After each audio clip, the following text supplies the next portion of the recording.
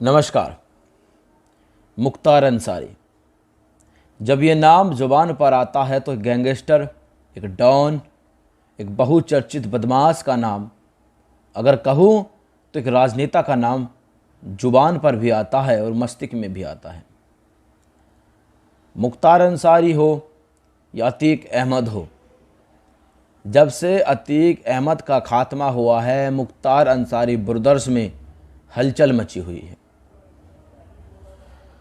अब गाजीपुर की MP MLA court ने एक फैसला सुनाया है और जिसमें मुख्तार अंसारी और उसके भाई अफजल अंसारी को दोषी करार दिया है और उनको 10 साल की सज़ा सुनाई है। साथ साथ 5 लाख का जुर्माना भी उनके ऊपर लगाया है। यूपी के बहुचर्चित कृष्णानंद राय हत्याकांड में मुख्तार अंसारी का जब नाम सामने आया था, उसके बाद अंसारी ब्रदर्स पर उसके बाद से विपत्तियों का जो काल है वो शुरू हो गया था। राजनेताओं की मजबूरी कहे या राजनीति की मजबूरी कहे, मुख्तार अंसारी और उसके ब्रदर्स काफ़ी लंबे समय से बचते आ रहे थे। लेकिन यूपी में सत्ता परिवर्तन हुआ, योगी आदित्यनाथ बाबा की सरकार आई और मुख्तार अंसारी अपनप गए हैं। गाजीपुर की एमपी एमएलए कोर्ट ने उनको दोषी करार दिया है। अतीक अहमद का जिस प्रकार से वध हुआ, उसके बाद अतीक अंसारी समेत यूपी के जितने गैंगस्टर हैं सभी में हलचल मची हुई है। सभी कहीं ना कहीं ये भय में हैं, कहीं हमारा भी हर्ष ऐसा ही ना हो जाए। आइए पूरी जानकारी क्या है मैं आपको बतलाता हूँ। मुख्तार अंसारी, आइए मैं आपको पूरी जानकारी बताता हूँ। मुख्तार अंसारी को गैंगस्टर केस में गाजीपुर एमपी एमएलए कोर्ट ने दोषी करार दिया। कोर्ट ने उन्हें 10 साल की सज़ा सुनाई। कोर्ट ने उन पर 5 लाख का जुर्माना भी लगाया। वही मुख्तार के भाई और बसपा सांसद अफजल अंसारी को दोषी करार दिया गया। अफजल को 4 साल की सज़ा मिली। गैंगस्टर के ये मामले करड़ा थाना और मोहम्मदाबाद थाने में बनाए गए आपराधिक मुकदमों से बनाए गए चार्जशीटों पर आधारित हैं। मुख्तार अंसारी वीडियो कॉन्फ्रेंसिंग के जरिए कोर्ट की सुनवाई से जुड़ा, जबकि अफजल कोर्ट में पेश हुआ। आइए, इसमें बताया गया, जो मैं आपको ये रिपोर्ट पढ़ के बता रहा हूँ, ये आज तक की रिपोर्ट है। इसमें लिखा गया कि मुख्तार अंसारी वीडियो कॉन्फ्रेंसिंग के जरिए कोर्ट में पेश हुआ। यानी कि अब यूपी पुलिस भी सावधान है और वो नहीं चाहती कि किसी भी प्रकार की कोई अनहोनी हो।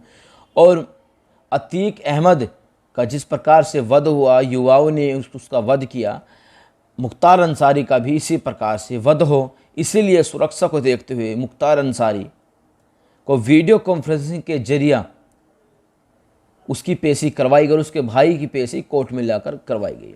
आगे आइए मैं आपको पढ़ के बताता हूँ। यूपी के बहुचर्चित कृष्णानंद राय हत्याकांड और व्यापारी नंदकिशोर रुगटा अपहरण के बाद मुख्तार और अफजल पर गैंगस्टर एक्ट में केस दर्ज किया गया।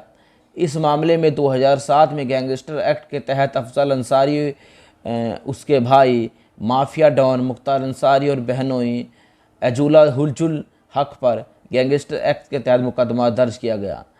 एजाजुक हक का देहांत हो चुका है। इस मामले में 1 अप्रैल को सुनवाई पूरी हो गई थी। पहले इस मामले को 15 अप्रैल को फैसला आना पहले इस मामले में 15 अप्रैल को फैसला आना था, लेकिन बाद में तारीख को बढ़ाकर 29 अप्रैल कर दिया गया। इस मामले में साल 2012 में गाजीपुर की एमपी एमएलए कोर्ट में ट्रायल चल रहा था। आइए अब पूरा आपको मामला बताता हूँ कि कृष्णानंद हत्याकांड जो है वो कैसे अंजाम दिया गया था और ये पूरा मामला क्या है। कहा जाता है कि कृष्णानंद राय के बेटे पीयूष ने कोर्ट के फैसले का स्वागत किया। उन्होंने कहा कि हमारे पिता की 18 साल पहले हत्या की गई थी, लेकिन मुख्तार के खिलाफ हमारा संघर्ष 28 साल पुराना है। उन्होंने कहा कि आज का फैसला मेरी माँ के लिए बहुत बड़ा फैसला है। मेरी माँ और उनके खिलाफ लड़ाई लड़ते लड़ते अपने जीवन के 30 साल गंवा दिए। उन्होंने कहा कि जब हमारे पिता की हत्या हुई थी तब उनकी शिखा यानी चोटी, शिखा को चोटी कहते हैं, शिखा भी काटी गई थी और वह एक समाज की शिखा काटी गई थी। आप समझ रहे हो, कृष्णानंद हत्याकांड जब हुआ तो मुख्तार अंसारी और उसके गुर्गों ने अंधाधुंध उस पर गोलियां बरसाई और वो बीजेपी से विधायक था कृष्णानंद, और बाद में कृष्णानंद की चोटी काट ली गई क्योंकि कृष्णानंद राय एक ब्राह्मण था और हिंदू समाज को ये बतलाने की कोशिश की गई कि हम हिंदू समाज और खासकर ब्राह्मणों से कितनी नफरत करते हैं। आइए आगे मैं आपको बताता हूँ। आज उस शिखा का मान न्यायपालिका ने बढ़ाया है। उन्होंने सीएम योगी से कहा कि उन्होंने ऐसे माफिया के खिलाफ जो इच्छा शक्ति दिखाई है वह अगर पहले किसी और ने दिखाई होती तो आज ऐसा देखने को नहीं मिलता। इसके अलावा उन्होंने मूल केस कृष्ण हत्याकांड पर बताया कि इस केस में हाईकोर्ट ने सुनवाई शुरू हो चुकी है। अब ये पूरा मामला कैसे रचा गया, किस प्रकार से कृष्णानंद की हत्या की गई, आइए मैं आपको इस आर्टिकल के माध्यम से मैं आपको बतलाता हूँ। गाजीपुर में 29 नवंबर 2005 को मोहम्मदाबाद से तत्कालीन बीजेपी विधायक कृष्णानंद राय सहित कुल 7 लोगों को गोलियों से छलनी कर दिया गया। चुनावी रंजिश के कारण इस हत्या को अंजाम दिया गया था। इस हत्याकांड में मुख्तार अंसारी और अफजाल को आरोपी बनाया गया था। दरअसल अंसारी ब्रदर्स के प्रभाव वाली मोहम्मदाबाद विधानसभा सीट पर 2002 में अफजल अंसारी को हराकर कृष्णानंद राय ने जीत हासिल की थी। ठीक है, आइए अब मैं आपको इसका विश्लेषण आपको समझाता हूँ। इसका विश्लेषण पूरा ये है कि चाहे मुख्तार अंसारी हो या अतीक अहमद हो, अतीक अहमद ने राजू दास की जिस प्रकार से गोलियों से छलनी कर उसकी हत्या की थी, उसका कारण भी यही था कि मुख्तार अंसारी का भाई अशरफ अंसारी को चुनाव में हराकर राजू दास विधानसभा सीट पर उसने कब्जा किया था और वो विधायक बन गया था। उसके बाद अतीक अहमद ने उसको मरवा दिया था और उस पर ताबड़तोड़ फायरिंग करवाई थी। सेम यही मामला कृष्णानंद हत्याकांड में भी आता है। जब कृष्णानंद हत्याकांड में कृष्णानंद राय मुख्तार अंसारी के भाई अफजल अंसारी को हराकर 2002 में मोहम्मदाबाद विधानसभा सीट पर कब्जा करता है और 2004 में मुख्तार अंसारी अपने गुर्गों को भेजकर कृष्णानंद समेत 7 लोगों को गोलियों से छलनी करवा देता है। ये बात 2005 की है, यानी 18 साल बाद इस पर फैसला आया है।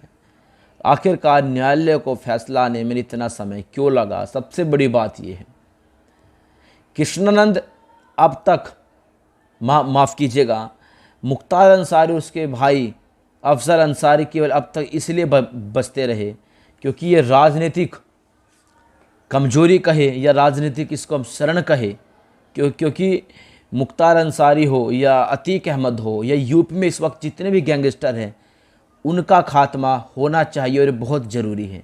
न्यायालय के माध्यम से उनका खात्मा होना चाहिए और उनके अपराध का खात्मा होना चाहिए।